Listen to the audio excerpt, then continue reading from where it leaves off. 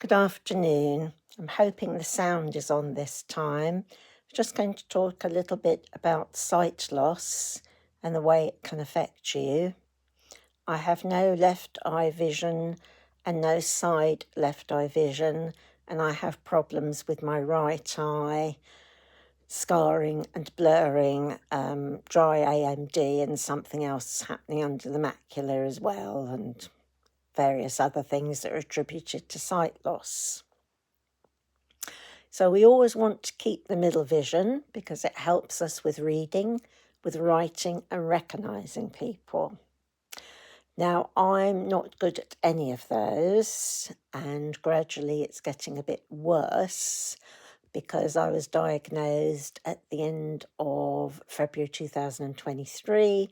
So with time, these things progressively, if they are degenerative, can get worse. We keep praying about the right eye because that is the bit that's keeping me going. This sometimes, should we say, confuses the eye clinic because when I went to have something called the eye dyes, she said to me, "I really don't know why you've got any right vision. Your left vision is so poor." And I thought, well, don't knock it because it's keeping me going. Anyway, I'm in a virtual eye clinic where you get all your scans done. Well, before those, you'll have your general like eye test things like you get an optician, and they always test the left eye, and all it can see is one blurry finger. If it gets worse than that, then they put a light probe in my eye, so I'm hoping that doesn't happen too soon. Looking forward to that. So with the virtual scans, as I say, you go home after them, you don't see anybody, you don't see a doctor, you can't ask about them, and then you wait for the results. Now, unfortunately, the results don't come out very quickly. The first lot I had done at the end of June, it was the last day of a strike. So I don't think they got the results through till around about the end of September. And we'd actually gone on holiday then. I think she was saying, well, if you could call back Friday, it was Thursday. And I said, well, no, because I'll be on a flight. So it's not terribly convenient. They kept telling me, oh, 2 weeks, and it didn't happen. So eventually, when I was on holiday, I did phone them because you do think about it, and they booked me in for something for the end of October. And that's when they said what they were looking for, they thought was blood, hadn't grown or extended, so it wasn't blood.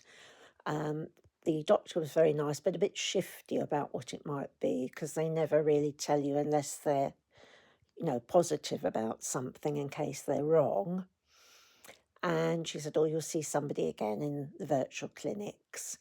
So my next appointment was meant to be the 23rd of Jan. That got put forward to the 6th of February. Often the appointments are changed because they have to fit other more urgent cases in. So anyway, on the 6th of Feb we went, and before that, the week before that, I had some problems with my vision. And I was speaking to the RNIB, and I said, oh, I've got an appointment now. I said, coming up, they're going to see me again the end of March. So she said, as long as you're going to see them, because this was the Thursday, and I think they said they would see me the following Monday, because she said, from what you've said, you should be at the eye clinic for them to look at these things, because I'd had a very bad ocular migraine, which I'd never had before, and various other things were happening that hadn't happened before. There were things that my mother used to have when her sight was going, so I know a bit about it because I actually looked after her with her sight loss.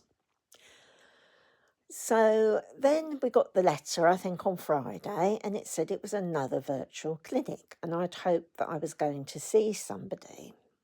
So I thought, if it's a virtual clinic, I don't know if it's going to help me because I can't ask anybody anything. And I thought, if we go to Eye Casualty before, they may think, why are you doing that? Because you've got an appointment and it may not work out well. So I spoke to my partner and he said, "Oh, I think you need to phone the eye people up to see about going to eye casualty." So this was about 10 o'clock in the morning, and I had a doctor's appointment at 11:15 that we couldn't break because it was about medications, about authorising medications, so it was important. I had an appointment with the asthma nurse, so we cancelled that, and then that got cancelled again, so that's now the 20th of April. They'd put me to the wrong lady, but anyway. So I did go to eye casualty, and the whole trip took 3 hours of me being in the clinic and being seen and being sent home. But it was very much, you must check it every day now. And the lady said that she would try and get someone to see me to explain things, or they might want to just put me back in a virtual. But she hoped if she emailed them that they would see me face to face. So that was Wednesday. The following day, Tuesday, about 12 o'clock, phone call. Could we get to the eye clinic for 9 a.m. the following Tuesday? Fine. I was booked on the Monday, but that had been cancelled because she didn't think a virtual clinic was right for me. So we got there earlier. So I think we eventually saw the consultant about after 10, because we got there about 8:20 and they started doing the tests and everything because they want to get it done earlier if they can.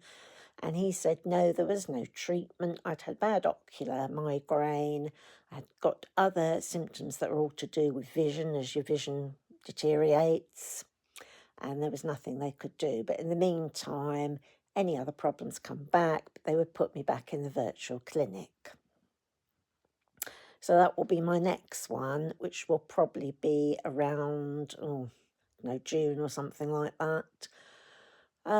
Yeah, so then you've got to wait for the results. So you're looking at another month tagged on after that, possibly 6 weeks, maybe more, because the strike's coming up again. So it's going to put them all out, because they had charts saying how many scans they did in a month, and it was like 12, 15,000 or something, and saying, you go home afterwards, but they don't tell you that you then have to wait maybe at least 4 weeks of the results, probably 6 weeks plus, till you know what's going on. So it's really dependent on you if you've got any changes to go to eye casualty, which isn't always the easiest, as we might get rationed with petrol and things that may cause problems for people.